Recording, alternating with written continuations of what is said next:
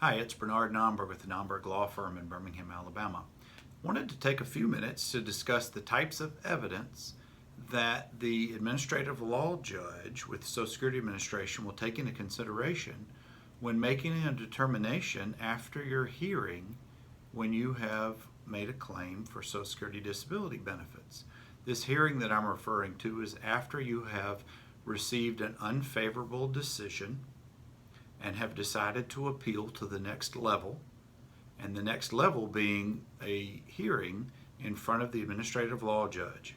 Now, well prior to that, whether you're represented by an attorney or another type of representative, or if you're doing it yourself, you will have submitted many types of evidence for the court to take into consideration. Then they'll hear your testimony and then render a decision in the weeks following the hearing. Well, in no particular order, I'm going to go through the several types of evidence, and there's 4 or 5 of them here.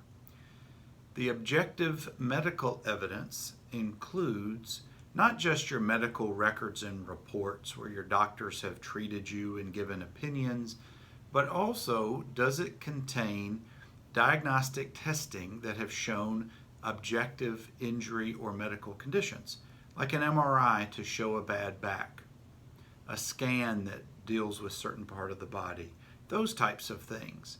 It's one thing for a doctor to read, well, Mr. Smith has come in and he complains of X and Y and Z, and I'm trying to treat him, and I think that he's dealing with these issues.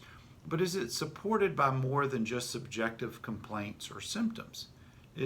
Are there these tests to back that up? And the court really looks at those things.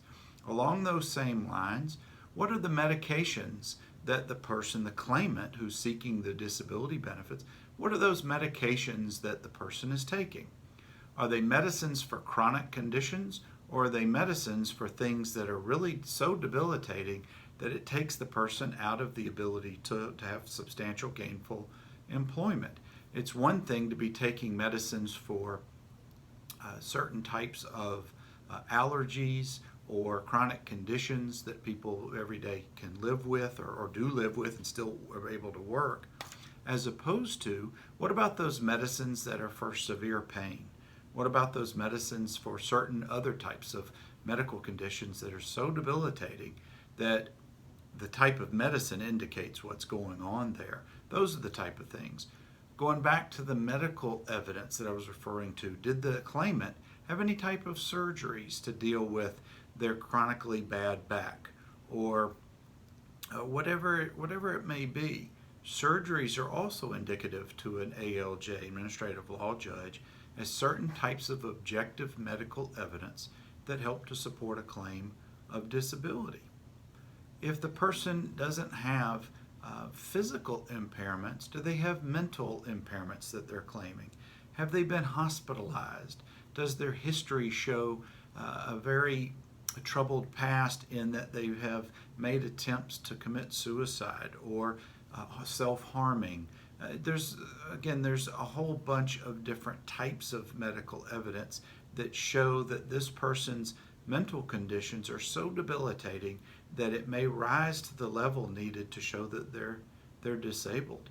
And I guess the last type of evidence that could be submitted, what about from former coworkers or neighbors or friends or people who know the claimant well enough? They could write in and send letters to the court explaining their observations and what they used to know of the person's abilities versus what they now know them to be. And if these are questions or concerns that you have about your claim, just give us a call. This is the kind of work that we do. 205-930-6900 is the office number. Nomberglaw.com is our website. If you like this video, please give us a thumbs up and tell us what you liked about it. And on the other hand, if you didn't, we'd like to hear about that too. Subscribing to our YouTube channel will guarantee that you'll get the new videos that come out each week. Lastly, we can be found on Facebook as well as on Twitter.